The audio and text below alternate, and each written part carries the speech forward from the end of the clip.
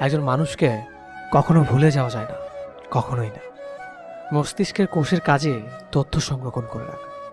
এখন যদি কেউ এসে আমাকে বলে আমি আমার প্রিয় মানুষটাকে ভুলে গিয়েছি, তখন আমি বলবো তোমার একজন নিউরোসার্জনের কাছে যাওয়া প্রয়োজন। তোমার মাথায় কোনো সমস্যা আছে। যদি সত্যিকার অর্থে আমরা কাউকে ভালোবাসি, তাকে আমরা কখনোই ভুলতে পারবো না।